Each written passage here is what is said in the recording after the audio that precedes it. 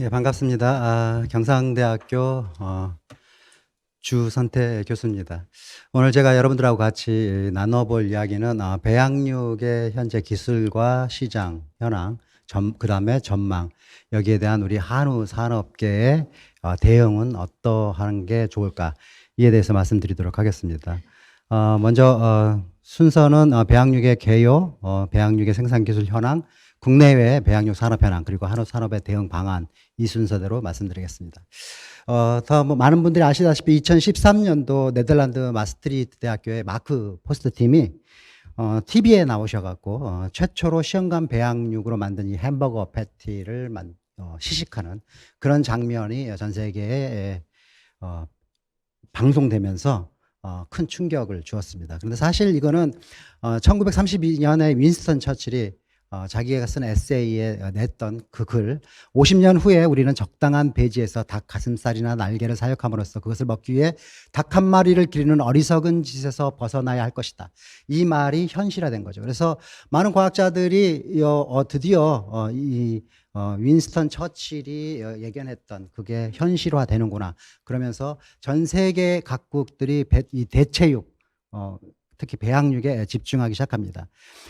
일반적으로 우리가 이제 그 전통 축산에서 만들어내는 이 전통 육에 대응하는 그 대체할 수 있는 그런 고기를 대체육이라고 하는데, 이 대체육에는 크게 식물육, 그다음에 배양육, 그다음에 곤충의 단백질이라든지 아니면은 미생물로부터 만들어내는 단백질로 만들어내는 모조고기, 이런 것들을 우리가 대체육이라고 합니다. 그런데 왜 세계는 지금 현재 이렇게 대체육에 집중하는가? 그거는 인구는 늘어나고, 그런데 육류 소비량은 지금 그래프에서 보다시피 이렇게 늘어나는데, 실제 고기를 생산해낼 수 있는 농업에 한정되는 땅은 부족하기 때문이죠. 그리고 방금 전에 우리 김경훈 교수님 말씀하셨던 이 온실가스 문제, 소 한 마리를 키우는데 온실가스가 얼마가 발생되고 뭐 이런 문제들, 이런 거에 따라서 이제 많은 나라들이 실제 이 대체육에 투자를 하고 있습니다. 실제 이 대체육에 집중하는 이유는 크게 네 종류로 분류할 수가 있는데요. 첫 번째는 인간의 건강 증진, 기후 문제, 자원 전략, 그다음에 동물 복지, 이렇게 나눌 수 있습니다. 그래서 실제 많은 세계 유수 기업의 CEO들이 이미 식물육으로 대변되는 이 대체육 시장에 적극적으로 투자를 하고 있는 실정이고, 또 최근 들어서 이 배양육에 큰 관심을 집중시키고 있습니다.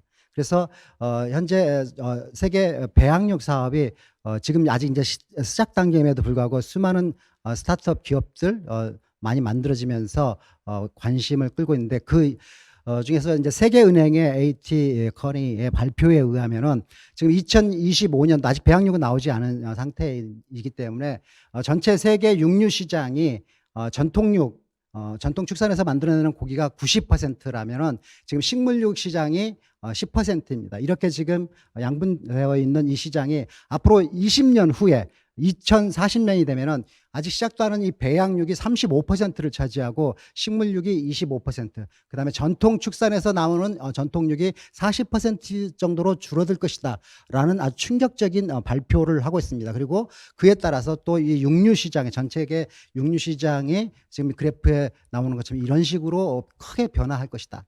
그래서 우리나라도 이제 늦었지만 배양육을 한번 시작해야 된다라고 해서 정부는 우리나라, 저도 이제 연구재단, 한국연구재단의 그 PM으로 일하면서 투표를 했었지만, 우리나라 10대 먹거리 산업, 뭐 AI라든지 아니면 뭐 무인 자동차라든지 뭐 이런 거 중에 하나, 배양육이 선정되었습니다. 그래서 정부는 앞으로 이에 대해서 적극적인 투자가 이루어질 것으로 생각이 되어지고 있고요. 또 하나는 업계도 발빠르게 9년 뒤면 30조 시장이 열린다라는 그런 슬로건 아래서 제일제당부터 시작해서 풀무원, 대상, 뭐 각종 뛰어들고 있습니다. 그리고 또 하나, 드디어 우리나라에서도 이 스타트업들이 너도나도 일어나고 있고, 최근 들어서 축산 분야의 교수들이 모여서 한국 배양육 연구회를 출범하기에 이르렀습니다. 그럼 간단하게 먼저 이 배양육을 어떻게 만드느냐 설명하겠습니다. 이 표가 앞으로 지금 토론할 내용 중에서 가장 중요한 내용 중에 하나이기 때문에 간단히 설명드리자면, 한우에서 세포를 하나 근육을 추출해서 이걸 갈면은 여러 가지 다양한 세포들이 나옵니다. 그 중에서 줄기세포만 뽑아냅니다. 줄기세포만 뽑아가지고 근육줄기세포입니다. 이거를 증식을 시켜서 증식을 시키면 그거는 이제 cultured muscle tissue가 됩니다. 배양 근육 조직이 되겠죠. 이 배양 근육 조직을 바이오 엔지니어드 아티피셜 밑으로 이제 생체 공학적인 방법으로 이렇게 조직화시키면은 고기가 됩니다. 우리가 먹는 등심, 안심 뭐 이런 실제 살아있는 고기로 이렇게 되고 지금 그 아까 말씀드렸던 CMT, Cultured Muscle Tissue 이거를 우리가 인위적으로 프로세싱을 통하면은 그냥 CMT 그 자체를 프로세싱 시키면은 햄버거 패티의 패티가 만들어집니다. 여기까지는 현재 진행되고 있고요. 이거를 조금 더 조직화시키면은 우리가 FAM이라는 Fresh Meat Like Artificial Meat이라는 제품이 나올 수 있습니다. 이거는 신선육, 정육과 같은 그런 인공육이 되겠죠. 그래서 앞으로 우리가 배양육은 이 FAM이냐, BAM이냐, CMT냐 이런 세 종류고 세 종류로 크게 구분할 수 있고요. 이 FAM, BAM, CMT는 또 각각의 기술 수준과 거기에 대한 배합비 뭐 이런 것들에 의해서 여러 가지 다양한 제품들이 배양육이 앞으로 선보이게 될 것입니다. 문제는 생산비 저감, 그 다음에 어떻게 진짜 고기와 똑같이 만들어낼 것인가, 이 조직화 기술이 관건입니다. 그래서 잠깐 제가 우리 실험실에서 저희 경상대학교 식육과학 연구실에서 만들어내는 배양육 사진이 있는데요. 저희들은 이제 닭고기 배양육을 만들고 있는데 유정란에서 유정란 13일째 되면은 태아가 만들어지겠죠. 그 태아에서 가슴살과 다리살을 수출해서 갈아서 줄기세포를 이렇게 뽑아냅니다. 그 줄기세포를 뽑아낸 거를 키우면은 여기 밑에 나와 있는 것처럼 1일차, 2일차, 3일차, 4일차 줄기세포들이 막 자라면서 근섬유가 됩니다. 근육세포가 됩니다. 지금 제가 잠깐 이 오른쪽에 있는 한번 봐주십시오. 토론자분들. 여기 보면은 오른쪽에 있는 이게 보면은 이렇게 키우면 움직입니다. 지금 움직이죠. 제가 왜 이 움직이는 이 근육 줄기세포를 키우면 근섬유가 돼서 움직이는 근육이 됩니다. 이게 왜 중요하냐면요. 이게 식물육은 가짜 고기지 않습니까? 식물성 단백질을 가지고 고기처럼 만든 인조고기란 말이에요. 그런데 배양육은 진짜 근육을 만든 겁니다. 그리고 이거 움직이려면 생체 에너지가 필요하죠. ATP라는. 그리고 이 ATP가 수학 후에 분해가 됩니다. ADP, AMP, IMP 이노신 분해됩니다. IMP 이노신 가면은요. 이게 핵산 조미료 성분입니다. 다시 말해서 맛있다라는 거예요. 그래서 이 배양육은 진짜 고기와 똑같은 그런 식물육하고는 비교가 안 되는 그런 맛을 자랑합니다. 고기하고 똑같다라는 소리입니다. 자, 그래서 이렇게 이제 셀 익스펜션을 통해서 근육 조직하고 최근에 이제 하버드대학 의과대학에서 네이처에 냈던 이제 배양육 조직화 기술입니다. 실제 젤라틴을 이렇게 실처럼 뽑아가지고 배양육을 근육 줄기세포를 붙여가지고 키우면 이렇게 고기 덩어리가 만들어집니다. 이스라엘에서 만든 이것도 네이처 지금 네이처에 나온 페이퍼입니다. 최근의 연구들입니다. 식물 조직화 시킨 거에다가 배양 줄기세포를 붙여가지고 키우면 이렇게 고기처럼 만들어집니다. 일본 도쿄대학에서는 이렇게 접착시켜서 배양육 고기 덩어리를 만들었다고 최근에 해외 토픽에 나왔던 겁니다. 또 하나 오사카 대학에서는 이렇게 근육 조직도 배양시키고 지방 조직도 배양시키고 혈관 조직도 배양시킨 거를 잉크화 시켜갖고 3D 프린팅으로 찍어냅니다. 그러면 이렇게 화우 고기를 만들었다라고 최근에 발표를 했습니다. 아무튼 그런 거고요. 최근에 이제 그 우리 외국에 그 지금 활성화되어 있는 배양육 산업 현황을 보면은 모사미트 이거는 네덜란드 마크 포스트 팀 교수가 만들어낸 거고 근육 줄기세포를 축산 농장으로부터 지속적으로 공급받는 방식을 택하고 있고요. 미국의 이저스트, 멤피스 미트테크, 그다음에 알레스팜 놀랍게도 이스라엘은 정부가 정책적으로 이 스타트업 배양육 업체 창업을 독려하고 적극적으로 지원합니다. 그래서 현재 전 세계적으로 활동하고 있는 수많은 그 스타트업 중에서 이스라엘 스타트업들이 아주 두드러진 두각을 나타내고 있습니다.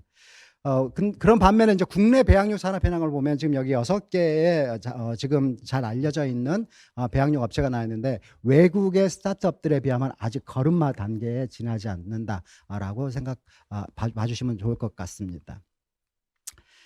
자, 그러면 오늘 본론에 대해서 조금 말씀을 드리겠습니다. 이때까지 여러분들께 배양육이라는 게 어떻고 배양육의 산업에 대해서 간략하게 설명을 드렸는데, 일단 이 배양육 산업에 대해서 우리 한우 산업의 대응 방안의 첫 번째는 단기적으로 봤을 때 이 배양육은 절대 한우 산업에 큰 영향을 미치지 못합니다. 그래서 크게 두려워할 바는 아닐 거라고 생각이 되어집니다. 하지만 그럼에도 불구하고 장기적으로 봤을 때 이 대체육 산업이 활성화되면 아까 말씀드린 것처럼 식물육이라든지 배양육이라든지 뭐 이런 것들이 활성화되면은 전 세계적인 가축 사육도 수가 감소할 것이고 여기에는 한우도 예외가 될 수가 없을 것 같습니다. 장기적으로는. 그런데 그럼에도 불구하고 우리가 한우 산업계가 항상 이렇게 강조하다시피 육질과 맛에서 확실하게 수입육과 차별화되어 있는 그런 시장을 구축하고 있는 이 한우 고기는 실제 단기적으로는 이 배양육에 의해서 어떤 크게 위축될 것이다. 그렇게 예상되어지지는 않습니다. 왜냐하면은 아직도 이 배양육의 기술이 초기 단계입니다. 아까 마크 포스터 팀이 2013년도에 만들 때 100g당 우리나라 돈으로 3억 정도가 들었습니다. 지금 한 100만 원 정도로 낮췄습니다. 근데 이게 사실 5천 원 정도로 낮아져야지 이게 산업화 이루어질 것 같거든요. 현재 배양육 100g당 100만 원 정도의 생산비로는 도저히 산업화가 이루어지기가 수가 없습니다. 단기적으로는 좀 어려울 것 같다. 그래서 한우 산업에 전혀 영향을 미치지 못할 것 같다. 하지만 그럼에도 불구하고 장기적인 측면에서는 지금부터라도 이 배양육에 대해서 적극적인 어떤 대비를 해야 되는 것이 맞는 것 같습니다. 그런데 이 대체육 중에서 이 식물육 단백질은 너무너무나 놀랍습니다. 제가 어저께 서울에 와서 강남에 가서 비건 이 비욘드 그 비프에서 나온 그거 햄버거를 직접 먹어봤습니다. 놀랍습니다. 이 식물성 단백질, 특히 대두 단백으로 만들어지는 이 조직화 기술이 거의 고기하고 유사한 조직화 기술을 가지고 있습니다. 소고기와 아주 유사한 그런 조직감과 맛을 구현하는 이 모조 고기를 만들어냅니다. 그것도 대량으로. 그리고 또 하나는 문제는 손님들이 너무 많더라고요. 이 식물육이 건강에 좋을 것이라는 이 소비자가 인식이 아주 크게 만연되어 있습니다. 그리고 이 전통육보다 가격도 쌉니다. 그래서 가성비도 좋습니다. 그래서 이 단기적으로 한우는 이 배양육보다는 이 식물육, 소위 콩고기로 대변되는 이 시장에 적극적으로 대응해야 할 것이라고 생각이 되어지고요. 이 식물육에 특히 이 고기를 사용하는 명칭, 이거는 우리 더 심각하게 우리가 짚고 넘어가야 된다. 우리가 두유를 어떻게 두유에다 우유를 붙일 수 있느냐, 이건 콩물이다 뭐 이런 식으로 대체하듯이 이 식물육에다 고기를 붙일 것이냐, 여기에 대해서는 한번 우리가 적극적으로 대처할 필요가 있고요. 또 하나는 이제 건강과 관련한 과대 광고, 정말로 식물육을 만들 때 이 대두 단백을 가지고 조직화시킬 때는 각종 첨가제들이 들어갈 수밖에 없습니다. 그래서 이런 것들에 대한 이 과대 광고, 홍보 이런 것들에게 우리가 치밀하고 지속적으로 대응할 필요가 있을 것이다라고 생각이 되어집니다. 반면에 배양육은 우리가 세포 농업이라고 부릅니다. 셀 어그리컬처라고 부릅니다. 그래서 이 배양육은 실제 저 생각에는 한우 산업계가 이거는 공격적으로 오히려 더 우리가 주도를 해야 될 미래 축산 분야다라고 분류를 해야 됩니다. 다시 말씀드려서 식물육은 식물성 단백, 대두 단백으로 대표되는 만드는 모조고기입니다. 인조고기죠. 가짜고기죠. 하지만 이 배양육은 가축의 근육줄기세포, 우리 한우의 근육줄기세포를 뽑아가지고 그걸 기릅니다. 그래서 고기로 만드는 겁니다. 이건 진짜 고기를 만드는 겁니다. 그래서 현재 우리나라 축산은 모든 산업계가 그렇듯이 이제 4.0의 시대로 접어들었습니다. 그래서 이 생명과학의 발달로 인한 식품의 혁명 시대에 접어들고 있습니다. 하이테크, 하이터치.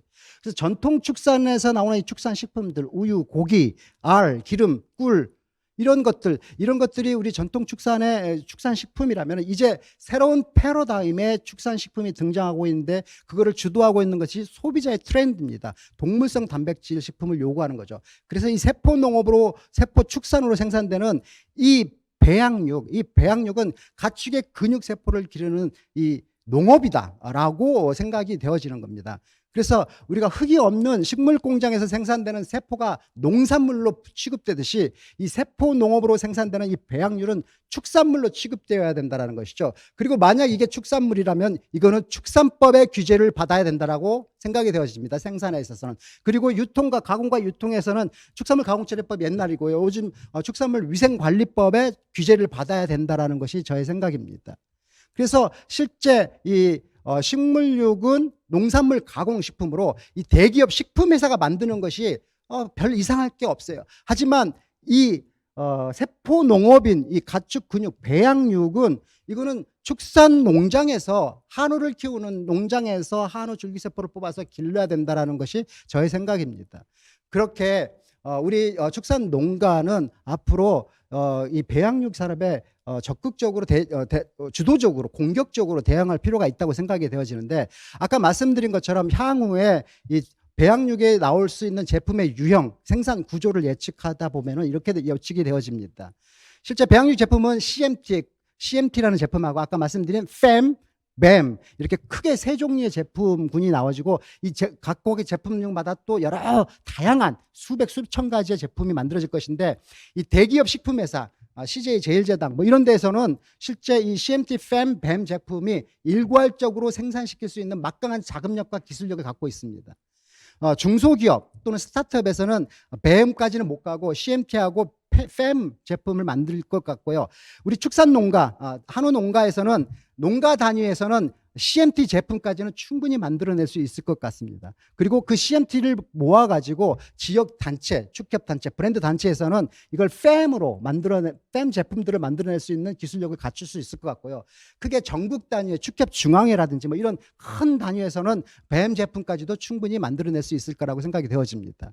그래서 실제 앞으로 10년, 20년 후에 이 국내 배양육 시장을 놓고 연관 산업과 같이 그 구조를 예측해 보자면은 이 축산 분야에서 만들어내는 이 CMT, FEM, BEM 제품들은 이 중소기업 스타트업에서 만들어내는 CMT, FEM 제품과 대기업 식품회사에서 만들어내는 이 CMT, FEM, BEM 제품들과 치열한 경쟁을 하게 될 것 같고요. 거기에 덧붙여서 외국에서 들어오게 될 이 수입 배양육 제품들 역시 다양한 제품들이 수입돼 들어오겠죠. 이것들하고 국내 배양육 시장을 놓고 아주 치열한 경쟁이 이루어질 것 같고, 이 경쟁에서 이긴 자만이 승자 독식 구조의 그런 산업 구조를 가져가게 될 것 같습니다. 지금 우리 MS 시장과 거의 유사한 그런, 왜냐하면 이게 고도의 기술 집약형 장치 산업이기 때문입니다.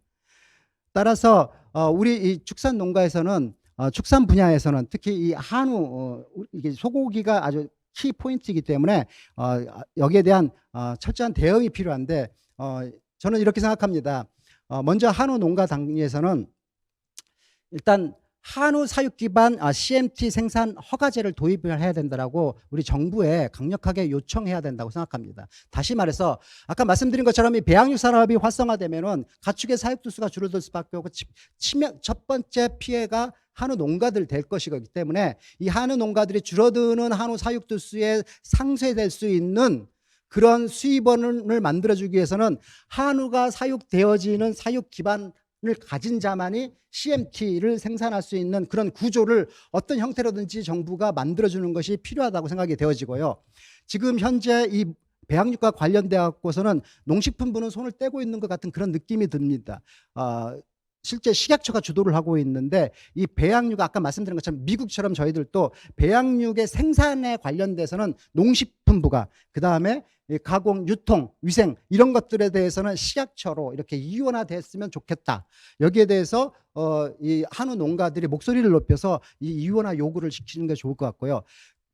결정적으로 소규모 한우 농가형 배양육 생산 기술, 그래서 우리가 치즈를 만들듯이 각각의 농가들에서 자구적인 노력으로 사육 두수를 줄이면은 그 옆에다가 조그만 하루에 1톤 CMT를 만들 수 있는 생산 허가제를 줘서, 그리고 자동화시켜서 자율적으로 우리가 인공수정하듯이 그냥 컴퓨터만 만지면은 이 CMT가 생산될 수 있는 그런 생산 기술이 개발돼서 보급돼야 된다. 약간의 교육만 받아도, 지금 한우 농가들이 약간의 교육만 받아도 이 CMT를 생산할 수 있는 그런 기술이 개발돼야 되고, 그다음에 각각의 한우 브랜드들은 각각의, 이게 아까 말씀드린 것처럼 줄기세포로 키우는 거기 때문에 각각 다른 맛과 특성을 가진 배양육을 만들어낼 수 있습니다. 그래서 각각의 한우 브랜드는 자기의 제품의 맞는 그런 특화된 이런 세포주를 확립해야 될 필요성이 있고요. 이 근육 줄기세포 어떻게 확립하고 공급할 것인가. 여기에 대해서는 기존에 지금 기술 개발되고 있는 것들이 충분히 서포팅할 수가 있습니다. 그런 기술 개발을 지금 저희들이 하고 있는 중이고요. 그리고 이 소규모 농가형 배양 설비, 배양 시스템이 개발돼야 되고, 그다음에 이걸 어떻게 수확하고 어떻게 품질 관리하고 어떻게 저장 개발할 것인가. 그리고 아까 말씀드린 것처럼 횡성한우라면 횡성한우대로, 하동 솔잎한우라면 하동 솔잎한우대로 각각의 특성화되어 있는 이 팸 제품의 스펙을 어떻게 가져갈 것이고 이 제조 기술을 어떻게 확립할 것인가. 여기에 대해서 우리가 지금부터 차근차근히 준비해 둘 필요성이 있을 것 같고요. 관련 이 한우산업 회사들은 다시 말해서 스타트업이라든지 뭐 이런 업체들, 그다음에 제가 어저께도 제일 제당 사료 회사에 가서 이거 유사한 강연을 했는데 너무너무나 관심이 많습니다. 근데 그런 사료 회사라든지 우리 축산 관련 회사들은 앞으로 다가올 이 배양육 시장을 놓고 어떻게 축산 농가들에게 도움 주면서 산업을 산업화시켜 갈 것인가에 대해서 각자 역할이 있습니다. 한 회사가 다 할 수가 없거든요. 그래서 우리 한우 품종별 근육 줄기 세포주를 어떻게 확립하고 이걸 어떻게 공급할 것인가. 그래서 한우 농가들에게 어떻게 증식된 근육 줄기 세포를 공급하고 키우게 할 것인가.